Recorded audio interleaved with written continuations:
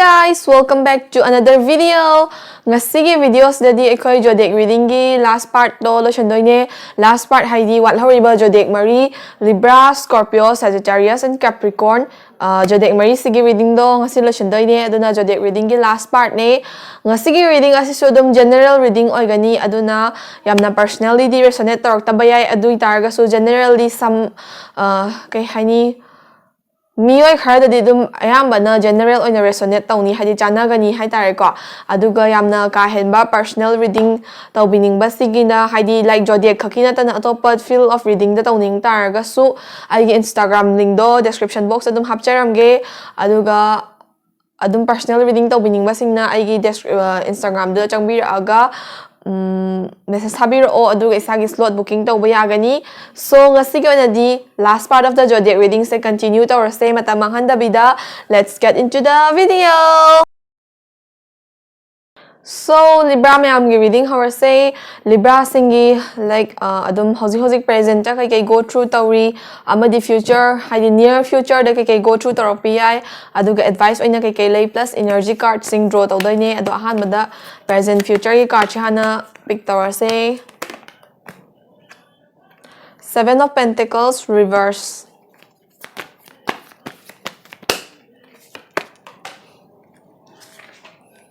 Knight of Wands, aduga advice card na stage pick tawdoine ko.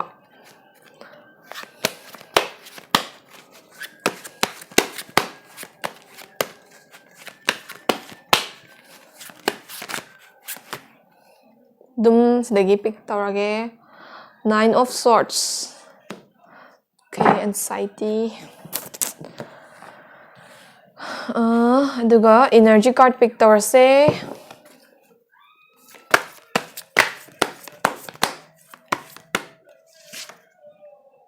manifestation. Okay.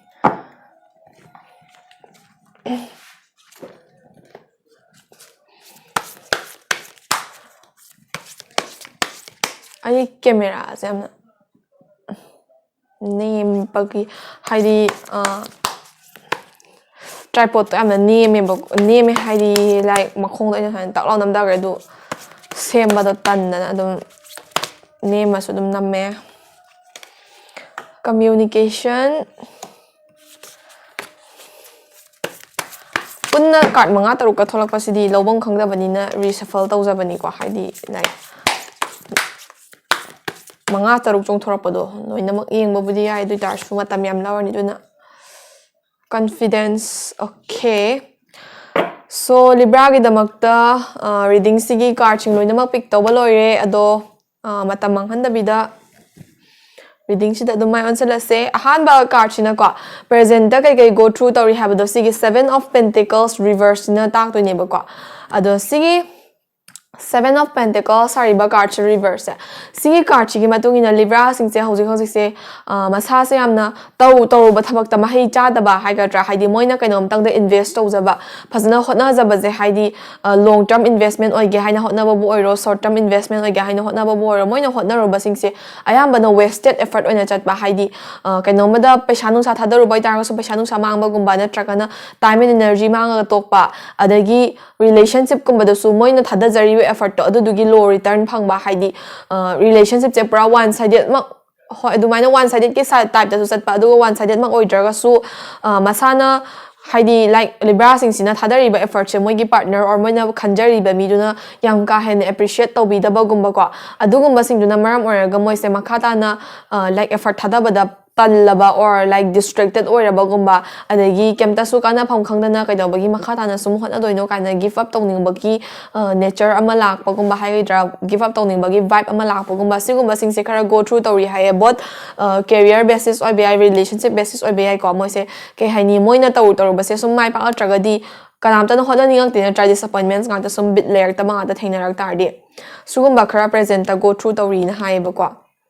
aduga next ki card china Knight of Wands sariba card cha future haidi hozik lariba present sina kari future and vision tawge haidi kari future gi vision pige habado haidoine ado Knight of Wands sariba card chi gi matungina Libra sing se ko khara risk lowa mathau tai ba haidi careless oyo impatient oyo habna tebo ko impatient oy basima mogi nature ki type ta lay haidi ngai ngam singam da bagumba adagi mi gumba se hekta kitang nauna khangna rapaga mi du da attach oy bagumba sigumba se khara rust toba impatient oy base mogi nature oy adui targa su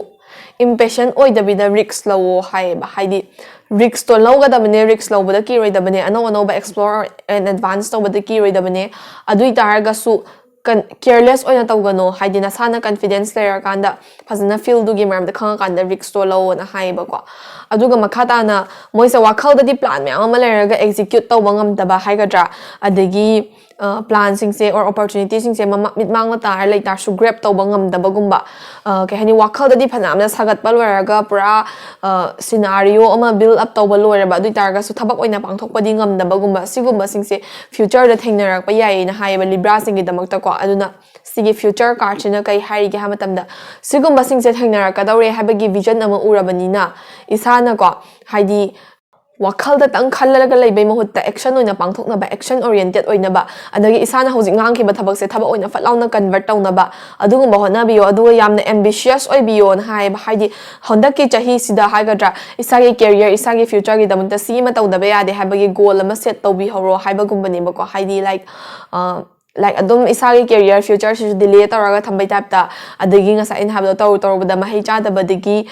disappointed or ba give up tawni am pasing power habdo adu sing do loina mak nakan naman na thambiraga ambitious yamna oibi ba hawro na hai ba ko aduga sisina advice card ne 9 of swords ko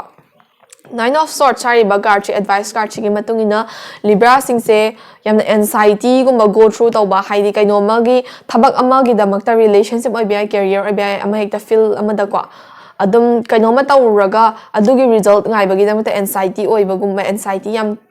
phangba gumba adagi kana da bada overthinking gumba stress gumba yam lotion ba aduga ke hani ka shulai ta ba migi problem gumba da su isagi problem dauna adum nungai bi da ba worry da wi ba haigadra adagi migi da makta nungai bi da ba phawi ba sigumba singsi da matam gumba se yam ka hena waste toraga leibagi tap ta ui ba ko haidi like masagi mathau da focus tawga da bagi mahutta migi gumba da su ka hena nozi oi ru ba haigadra adagi amuk masagi oi ba thabak ta na decision ama haidi result ama chap chama ma phang da badagi adugi damakta anxiety and over excitement gumba khara phawba gumba sigumba sing se khara hauji mana traga su near future da go through torpia in hai ba ko aduna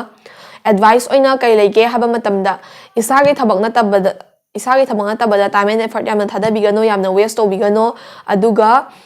ke haini tau khaba thabak amagi result hana dum ngaraga leiba result tu gi damakta pra stress ama tongan ba losal laga leiba gumba adugumba tau bigano isagi moods emotion gumba khara control taraga isada confidence leibiyo haiba gumba sine advice oina leiba ko aduga tarot card ki di lore si sine energy card han bane ubra hangdi ko ai ring light sine am thakat le manga je manifestation hariba energy card chi thole eba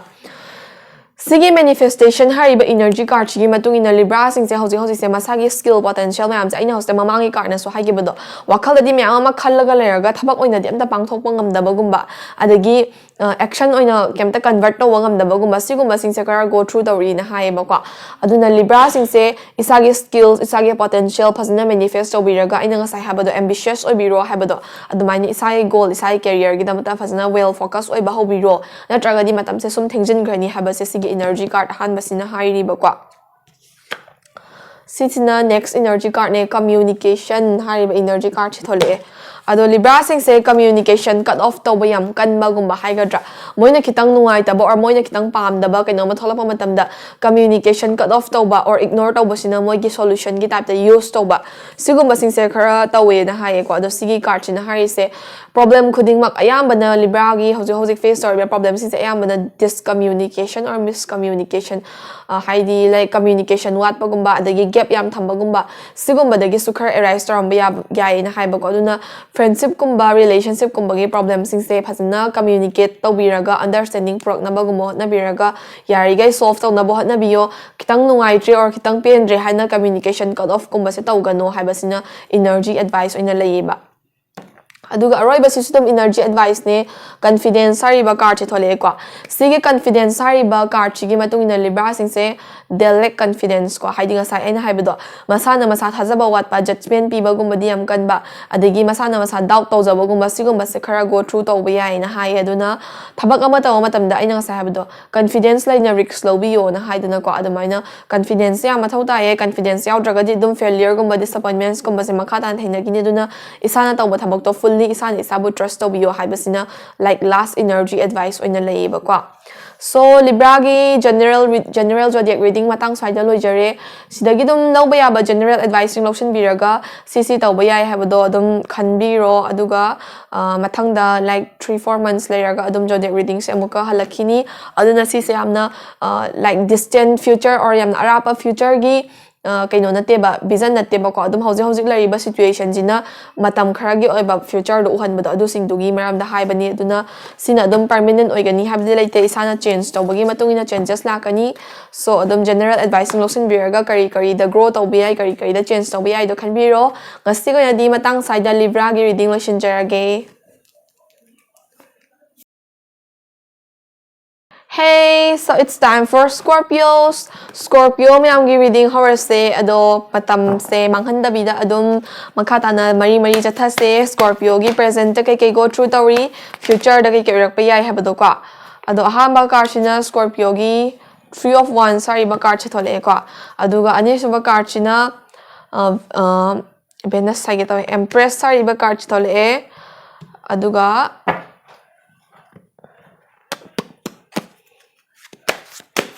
energy card oina kai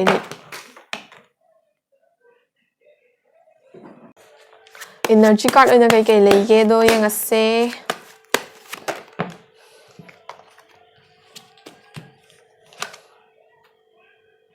Two of Cups. Okay, adum Scorpio sing se handakti khara lucky stage or lucky phase to go through tawa male haidi yamna ka henba problem gumbadi ude hoi khara budi lai ko adum mi khuding maki life ta problem se adum khara di dum lai bed of roses te ayam banu oigande hai tare du darga su hanagi Scorpio reading singa yengoraga di dum khara di sapha ba oiba sigi like tholai ba card sing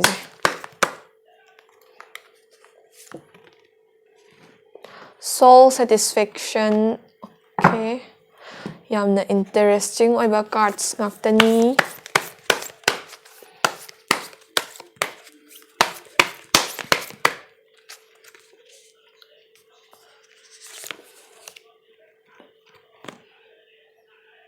Sanctuary.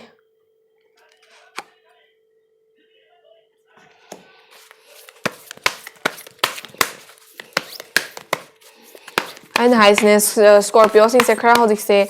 massage problem pull amadagi khara tholak pagumba sigumba khara go through taw ma lebo ko happy oba face khara lei haise.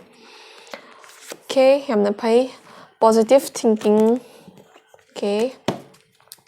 so card ayamba pick taw balor banina camera sam na same ga yar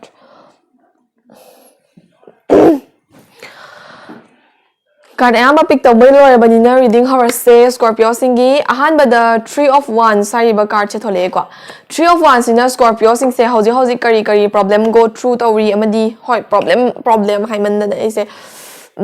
personal reading gumba tawbada ko problem gi yang mandana mi khuding maki wa haiba matamda problem se dum chinda loinaraga leibe tabda tawre haba ado ahan basina ko 3 of Wands sisina Scorpio sing hoji present ta kai go through tawri haba do oidoine ba ko ado 3 of Wands hariba card chi matungina hoji sadum isagi persistence adagi anticipation haigadra sigoma sing sina maram waraga haidi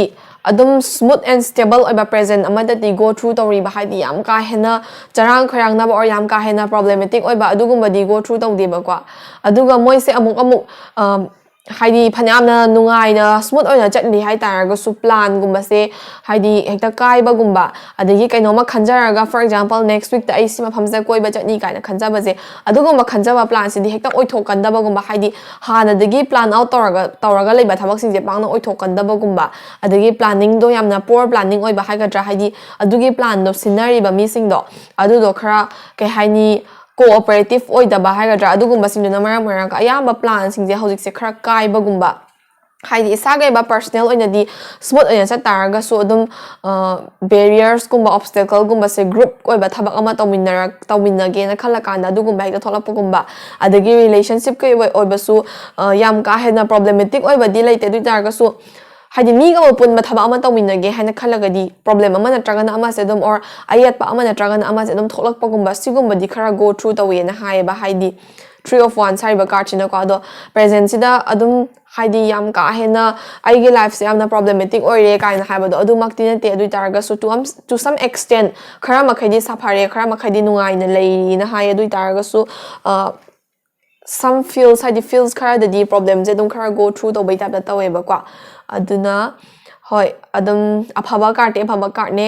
so present sida se sing se higher future da haidi hojik lai ba present sina kari future gi vision pi ge haidi anak pa future da kari lai ge habado haidoi ne ba kwa ado aina ngasai venus sai ge bado se da empress sari ba card ne ba sigi da empress sari ba card gi matungina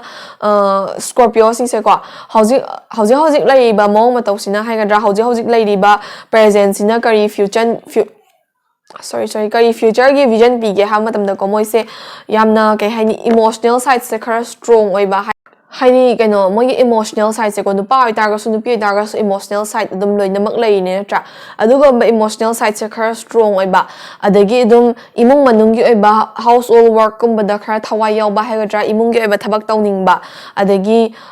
ke haini isagi creativity or potential gum ba sida hena work tawning ba gum ba sing su pharak pa ya adu ga makhata na atopa side ta kai lege haba matam da attachment gum ba dependence gum ba haidi partner gum ba da rely taw ba ha ga depend taw ba ha ga su gum ba se khara hen gat ba haidi relationship gum ba lai ba mi gina partner da oi ni adu atraga na friendship gum ba da dum mingon da kwa thabak ama taw matam da mingon da depend taw bagi haina bi se sum lai ki ba gum ba ha ga tra adagi or na traga na mi amada yam ka hena attach oi ba haiga dra sigum ba sing si di khara go through tor pa yai ba haidi future si so dum positive things ka negative things ka gi mix ki type ta kwa haidi kamai na haini like amarom da na isagi oi ba thabak positive way da tawning ba adagi isagi potential manifest tawning ba sigum ba sing se lairaga side amada na mong mingon da am depend taw mingon da am attach oi ba sigum ba sing se amu thingna ba yai na hai ba haidi apabaga phatabaga ani se collide to baya bagi mong da ne ba kwa aduna hoi present so future so yamna smooth oi ba so oi de yamna bumpy oi ba so oi de dum like mayai wai da phasna dum chakni hai tare kwa aduga Scorpio singi advice oina 2 of cups sari ba card che thole ba 2 of cups sari ba card chi matung ina Scorpio sing se kai hai ga matam da moi na taw ba thabak sing sida achievement macha phangak pa yai ko adum near future sida sigum ba sing sida moi gi near and dear ones ta gi compliments kumba pam ba haidi pukning thogat pi ba guma pam ba da haidi for example ai singa si kai adum thabak macha ama accomplish taw jare ba adugi complete tawri ba thabak tu gi damakta ai gi near and dear ones na ingona thagat pa wahai or cheer up taw ba wahai ama ni ga hai bado aduguma khara feelings khara crave to bahai ga dra adumaya tawni aduga makhata na moigi partner or friends sing du dagi yamna mana khanba wakhal du dagi hena diverse oiba views khara pam ba gather to pam ba haidi aina thabak ama tawje na haudu e na khala se ba is Scorpio ne ba ko aina khali ba thabak to aduda ke haini opinions kumba do pam ba mi opinions pam ba kumba adu ne ba nga side dependence and attachment kumba haido ko aduguma su khara darkar kani do sisine advice oina kari haina act tawge haba matam da ko mingonda yam ka hena depend taw gano mingonda yam ka hena attach oi gano aduga isana pami ba compliment do phangna bagi damak isana mingonda su compliment pi ba khara tammo habasne advice oina lei ba kwa aduga relationship lei ba singina khara section bio relationship ta khara conflicts kumba haidi isana avoid taw ge na khanja ba conflict kumba avoid taw bangam da ba adagi khara worse oina khana chaina ba gumba sigumba se khara di thengna ra pa ya ina haye couple singi damak tadi ado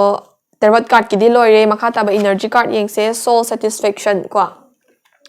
soul satisfaction hari ba card chigi matung ina Scorpio singi namagta kari energy pi ga hamatam da do what your soul wants haidi na sagi inner or ba deep or feelings to na pami ba do adu complete taw na ba adu ngam na ba gi namagta aim for it haidi hoji ma complete taw bangam drasu ngam gani na khalaga isana pami ba singdu accomplish taw na ba gi namagta hotna ba horo like try to satisfy your soul before satisfying others needs haidi mi ge needs or mi na kai khani ge dagi mi na kai ngang ki ga dagi khandri kanda isage soul bo hana satisfy taw na ba isan apam ba du da khong thangzin ba hobiro haibagumba ne basigi card china harise ko next card sina sanctuary haiba energy card chigi matungina Scorpio singse hauji se ina ngasai habdo life se khara chilling period of time haigadra haidi like moise problem gumba dagi or life ki iba major crisis me am face tawraga hauji se kitang enjoyment gumba celebrations gumba sigumba da kitang khong thangjan ba ko haidi waru raba matungda enjoyment and celebration khara tawba adagi or koi balang ba khara haidi adum hoi enjoy tawbi ba matam su oiram ba yai na hai aduga tawbi da oi targa su life ke problem me am stigi kitang na thairaga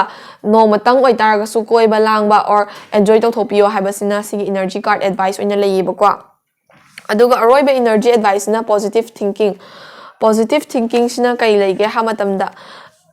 Scorpio sing se dum near future power ko ayamba na thabak khuding makta positive way the yeng na bataw haidi thabak ama taram dai the negative views hana lobi daba or negative side of thinking du da hana chatpi da bida positive oina kai tholak pa yai gum da adu hana yengsin bio natraga di life se happy oina settle to bangam moi na hai ba matam khardi aduna yari ga relationship oigera friendship oigera career oigera positive side ta think to na bo na bio ba so Scorpio sing isu reading matang soida loisare sidagi dum loba yaba general advice option bio so aduga dum matam 2-3 months muk leraga amu jode reading se amka taw se Scorpio sing isu so sada loisil lage aduga without katta dum Sagittarius ki reading makha chathase 7 of Cups,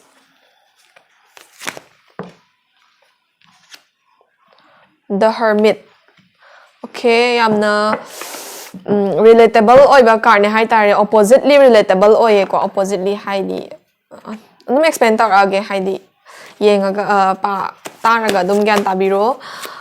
mathang explain taw zer ki card hana pick tawgi se Ace of Pentacles or Ace of Coins ko reverse am talakte dum afaba card ngakta di oidoine so energy card among pick taw se Sagittarius mayamgi aigi mic se check ka taw de ya bra da bra khang de video se mo hanna bra su khang pote sound am teram da prosperity wow Sagittarius sing se kainon paisa nung sayam pai dora male da abundant yam oi dora male da prosperity energy card chu thole aiga tina bagay Sagittarius ya bagay paisa para kanda treat taw ko ina reading phasna yeng bibagi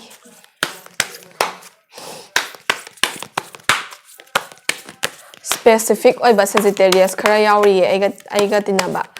reading se yengagadi or video se yengagadi khangani hai tare to abundance thole amu adagi wonder hoi wonder sina amu kitang extra oiba card amu oi duga atai card sing di loina mak ayamba na prosperous oiba abundance oiba khara di la ka dore hai tare Sagittarius sing gidamakta so card amam to oina yengase ahan bada Sagittarius sing se 7 of Cups saiba card china presently kai go through tori ge have the har kani ba ko ado sigi ahan ba card chigi matungina Sagittarius sing je holik se masada temptation gum yam na leiba haidi thabak amada fully focus pi ba ngam da ba gum ba sigum ba sisi adum go through tori ba ko aduga makhata na moi se thabak se tawdri kanda for example ma se thabak ama start tower again na khalle ba Sagittarius sing se ado start tower dori ba thabak tu gi result to hana vision to ba haitare aina si thabak se tower di sigi result se phangani habagi like result to the temptation ama phawba adugi temptation do register bangam daba for example ai je thaba ama tawdore sidagi paisa yamna la ani kan harga paisa du dang u bagumba haigadra adugumba result to hana envision tawbadagi temptation gumba se bad temptation oi bi good temptation oi bi register bangam daba aduna maram oraga problem gumba khardi oi bi ya haidi great feelings gumba haidi isagi talent potential je phasna manifest oraga effort thadaraga hotna doine ba adu taraga su result to hana ngai bagi don't count your chickens before the eggs are hatched haibado haidi yerum do marum do on jikanda chicken do hana count to bagi ama disappointments kumba phangba khar leitana ko adugumba do phangak pa yai na hai aduna ꯊꯕꯛ ꯑꯃ ꯇꯧꯗ꯭ꯔꯤꯀꯥꯟꯗ ꯔꯤꯖꯜꯇꯣ ꯍꯥꯟꯅ envision ꯇꯧꯕ ꯔꯤꯖꯜꯇꯨꯒꯤ ꯍꯥꯟꯅ ꯍꯦꯛꯇ ꯈꯟꯕ ꯑꯗꯨꯒꯨꯝꯕꯗꯣ ꯄꯥꯛꯅ ꯇꯧꯕꯤꯒꯅꯣꯅ ꯍꯥꯏꯌꯦꯕ ꯁꯦꯖꯤꯇꯦꯔꯤꯌꯁꯁꯤꯡꯁꯦ ꯑꯗꯣ ꯃꯣꯏꯁꯦ ꯄ꯭ꯔꯦꯖꯦꯟꯇ ꯍꯧꯖꯤꯛꯀꯤ ꯑꯣꯏꯅꯗꯤ ꯂꯥꯏꯛ ꯃꯣꯏꯒꯤ inner great feeling ꯃꯤ ꯈꯨꯗꯤꯡꯃꯛꯀꯤ ꯌꯥꯎꯏꯀꯣ ꯑꯗꯨꯅ ꯗ꯭ꯔꯥꯏꯚ ꯇꯧꯕ ꯑꯩ ꯄꯩꯁꯥ ꯌꯥꯝ ꯇꯥꯟꯗ ꯌꯥꯗꯦ or ꯑꯩ ꯁꯤ ꯊꯕꯛꯁꯦ ꯃꯥꯏ ꯄꯥꯛꯇ ꯌꯥꯗꯦ ꯔꯤꯖꯜꯇꯨ ꯈꯛ ꯍꯥꯟꯅ ꯎꯕꯗꯣ ꯑꯗꯨꯒꯨꯝꯕ ꯈꯔꯗꯤ go through ꯇꯧꯔꯤꯅ ꯍꯥꯏꯌꯦꯕꯀꯣ ꯑꯗꯣ ꯃꯈꯥ ꯇꯥꯔꯛꯄ ꯀꯥꯔꯗ ꯌꯦꯡꯁꯦ Nine of Swords ꯍꯥꯏꯗꯣꯔꯦ Hermit ꯍꯥꯏꯔꯤꯕ ꯀꯥꯔꯗꯁꯦ ꯄꯤꯛ ꯇꯧꯔꯦꯀꯣ Hermit ꯍꯥꯏꯔꯤꯕ ꯀꯥꯔꯗꯁꯤꯒꯤ ꯃꯇꯨꯡ ꯏꯟꯅ Sagittariusꯁꯤꯡꯁꯦ near futureꯗ ꯍꯥꯏꯗꯤ ꯑꯗꯨꯝ 2-3 months ꯁ꯭ꯋꯥꯏꯗ ꯑꯣꯏꯕ ꯌꯥꯏ or next week ꯑꯗꯨꯝ ꯑꯣꯏꯕꯁꯨ ꯌꯥꯏꯀꯣ near futureꯁꯦ ꯑꯗꯨ near futureꯁꯤꯗ socialize ꯀꯨꯝꯕ ꯄꯥꯛꯅ ꯇꯧꯅꯤꯡꯗꯕ ꯍꯥꯏꯒꯗ꯭ꯔꯥ ꯏꯁꯥꯒꯤ career ꯏꯁꯥꯒꯤ futureꯒꯤꯗꯃꯛꯇ ꯈꯟꯕꯗ ꯏꯁꯥꯗ doubts ꯀꯨꯝꯕ ꯃꯌꯥꯝ ꯂꯩꯖꯕ ꯑꯗꯨꯅ ꯃꯔꯝ ꯑꯣꯏꯔꯒ 이마ꯅꯕꯤ ꯃꯌꯥꯝ ꯄꯨꯟꯕ social gathering ꯒꯨꯝꯕ ꯇꯧꯕꯁꯤ ꯌꯥꯎꯅꯤꯡꯗꯕ ꯑꯗꯨꯒ social media ꯒꯨꯝꯕꯗꯁꯨ ꯀꯩ ꯍꯥꯏꯅꯤ ꯌꯥꯝꯅ active ꯑꯣꯏꯅꯤꯡꯗꯕ ꯍꯥꯏꯒꯗ꯭ꯔꯥ low key ꯑꯣꯏꯅ ꯂꯩꯅꯤꯡꯕ ꯃꯇꯝ ꯑꯣꯏꯔꯛꯀꯅꯤꯕ ꯑꯗꯨꯒ low key ꯑꯣꯏꯅ ꯂꯩꯔꯤꯕ ꯃꯇꯝꯁꯤꯗ ꯏꯁꯥꯒꯤ future ꯏꯁꯥꯒꯤ careerꯒꯤꯗꯃꯛꯇ work ꯇꯧꯒꯦ ꯍꯥꯏꯅ ꯈꯟꯕ career oriented ꯌꯥꯝꯅ ꯑꯣꯏꯕ ꯋꯥꯈꯜ ꯈꯜꯂꯛꯄ ꯍꯥꯏꯒꯗ꯭ꯔꯥ ꯁꯤꯒꯨꯝꯕꯁꯤꯡꯁꯦ ꯄꯨꯔꯥ ꯑꯗꯨꯝ Sagittariusꯁꯦ archerꯗꯨꯅ depict ꯇꯧꯋꯦꯀꯣ ꯑꯗꯣ ꯃꯣꯏꯒꯤ goalꯗꯨꯗ ꯀꯩ ꯍꯥꯏꯅꯤ ꯇꯦꯟꯖꯩꯗꯣ ꯑꯗꯨꯗ direct ꯀꯥꯞꯅꯕ ꯍꯣꯠꯅꯕ ꯃꯣꯏꯒꯤ like goalꯗꯨꯗ ꯇꯦꯟꯖꯩꯗꯣ or arrowꯗ direct ꯀꯥꯞꯅꯕ ꯍꯣꯠꯅꯕ ꯑꯗꯨꯒꯨꯝꯕꯒꯤ ꯃꯑꯣꯡꯗ socialize ꯀꯨꯝꯕ ꯄꯥꯛꯅ ꯇꯧꯅꯤꯡꯗꯕꯤꯗ ꯑꯗꯨꯒꯨꯝꯕꯁꯤꯡꯗꯒꯤ social activities ꯀꯨꯝꯕꯗꯒꯤ ꯈꯔ withdraw ꯇꯧꯔꯒ ꯃꯁꯥꯒꯤ career ꯃꯁꯥꯒꯤ futureꯒꯤꯗꯃꯛꯇ ꯍꯣꯠꯅꯅꯤꯡꯕ thrill or inner drive kharaди soidanamaki near future sida phawrani haye kwa aduna yamna afaba adum oye second card che haidi social gathering gumba withdraw taraga isai career ge future ge hotna bhai se yamna afaba motive ne natra ado sisina present future lore matungda makha tarakpa card sine advice or adum sisina ace of coins hariba card che pi boka ace of coins hariba card sine abundance manifestation and prosperity hariba card sigi meaning se depict tawe ko ado abundance haidi life ta ko Sagittarius singi near future da abundance and prosperity se la ka do ba leire ba haidi card ayamba na abundance prosperity sisu abundance prosperity ko aduna abundance se la ka do ba leire prosperity se la ka do ba leire adu bunga sa en haibedo isagi skill potential du di khara manifest to ba change ba adu manifest to matam nga sagi inner gi like great feelings to aduna drive to holaga chat taraga di paisa nung samang bagumba financial missteps kumba haidi paisa thadaru raga mafam jana thada hoda bagumba great feelings tu na hen bagi ko adu gumba sing dagi paisa nung sa do ina destruction lak bagumba su thingna ba yai aduna advice oina kai legi ha matam da time and money do spend tawdrikanda ko hana phasana khantaraga result to hana vision tawdabida haidi result se vision tawgadamne but adugi da yamna greedy oidabida ko tawiba thabak to oina mai pakna bada oina focus tawbiyo na haiba adumaina focus taraga matang matam chana sijinabi taragadi abundance and prosperity se soidana makila ani na haiba ko aduga energy card prosperity energy card china prosperity is flowing towards you so be open to receive it haiba haidi prosperity se soidana mikila ka dawreba ko adu itaraga su adu do receive to bangam naba or opportunity myam lak tore haiba gumbane ba adu opportunity sing do grab ta hawdraga di kana roya tra aduna adu gumba do grab taw nabagi namukta isa do ready da thambiro ready da lebiro prepared oraga lebiro haiba gumbane ba aduga next ki energy card china abundance sariba energy card chi matungina prosperity card tuga yam relatable oye like some big things are coming in your way hai tare ko Sagittarius singi namakta haidi noi gi life ta Sagittarius singi life ta feel ama hekta do oibi some big events or some big things are coming your way so adugumba sing du dagi chance to la horoga prosperous oi hona ba abundant oi hona ba hona bi horo haiba gumba ne basigi like energy advice card china harise ko aduga aroiba energy card china wonder haiba energy card to le ko sisi card chi matungina like isa daydreaming gumba fantasy world gumba da tawraga leiba gumba adagi aina nga sai habado temptation gumba resist to bangam dabadi great feeling do na yam ka hena drive to giba gumba adu gumba dagi ke haini la ka doriba nga sai prosperity and abundance oiba opportunity sing do grab to bangam dabida isa je some ke haini otherworldly state ta haigadra tongan ba state and the wonder tawraga lei kanda matam mangi ban han ba gumba sigumba sing sizu khara thengna ra pai na hai ba ko aduna aina nga sai habda prepared oraga lebiro means isa do full focus oraga matamang han dabida delay tawdana ba ready da lebiro haiba gumba ni ba ko So Sagittarius ki reading su matang sa da loijare adum yamna se asangba future di nate hai anakpa future gi vision ne aduna khar leraga adum change tor pa di ai do hoji ke di afaba mayam ama la ka da ba leire aduna adum yam do grab tawang amna ba prepare toraga ready oraga lebiro ngasi go ya di Sagittarius ngi reading matang sa da loijare. So zodiac sign gi reading aroiba last but not the least Capricorn singi reading horase ado card hana pick tau tho ase sigi zodiac reading se loira matungda karamba content sem sige haibadugi mayam gi opinion so dum pibiramo hoi aina samningba content pudi mayam le dum mayamna khangbining bada adugi maram das dum haibiramo haitar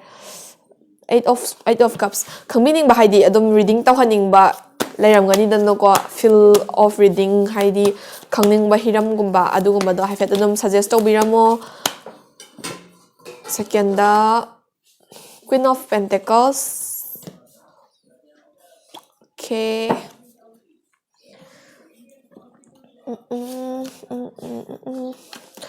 Think of this as an invitation.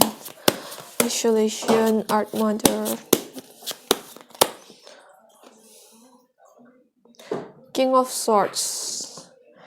Capricorn singse thawai nungai tabagumba kitang heal tawrakpagumbara tugumba khara go through tawa male. Mentally abusive oirambagumba ko adumbadagi kitang hoise grow tawjarapa or heal tawjarapa haigadra. Or life se kitang isana pamba way da chatlakpa adugumba khara wishes. Then Eight of Cups, Queen of Pentacles, King of Swords, wishes.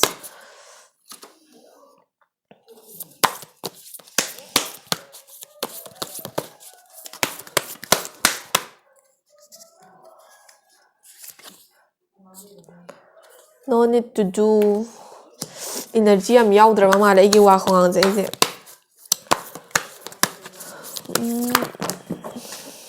sorry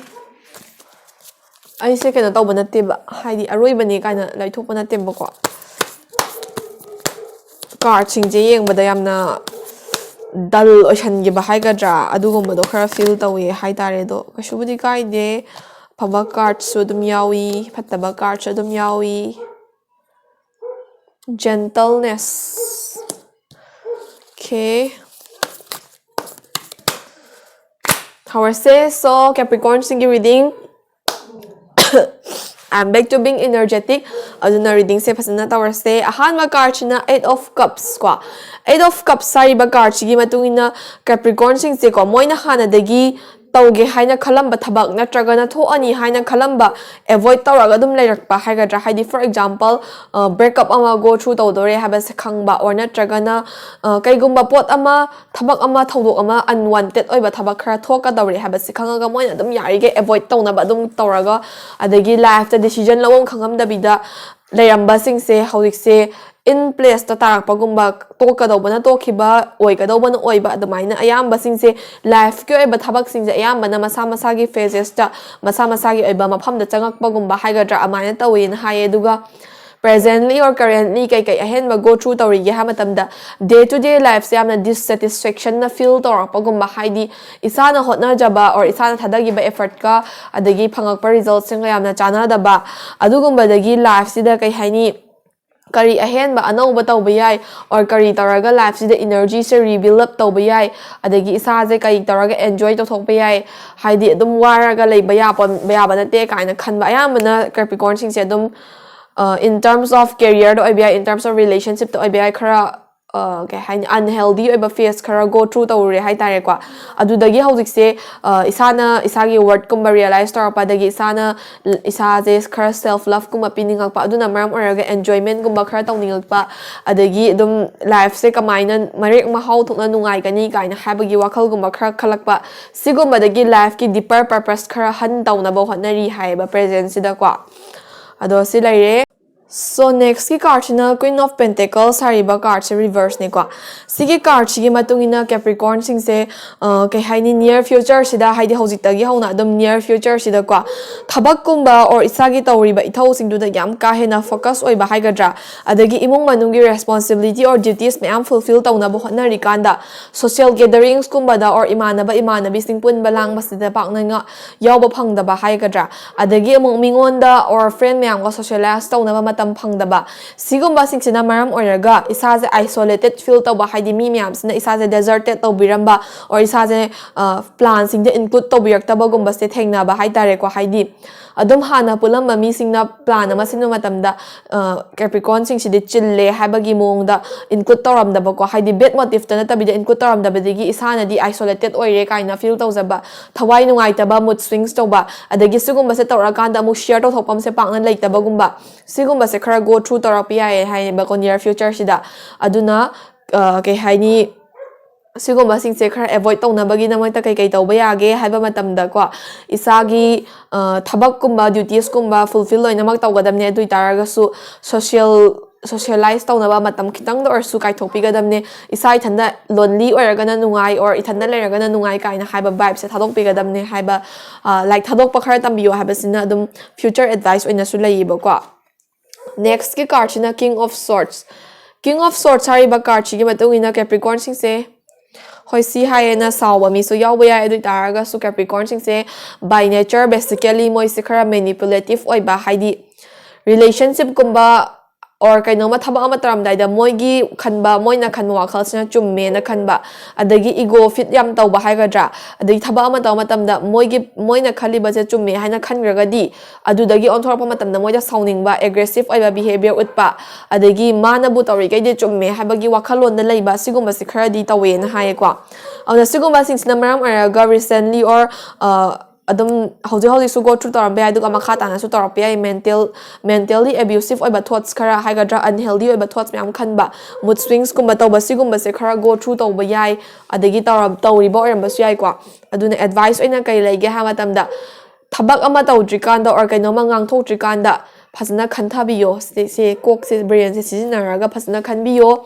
maram di isagi word amana or isagi action amana isagi friendship or relationship to destruction purakpa yai na haiba kwa aduna wangang drikanda or thaba ama action oina pangthok drikanda phajna hana mindful oina thoughtful oina khanthabiyo haibasine advice oina leiba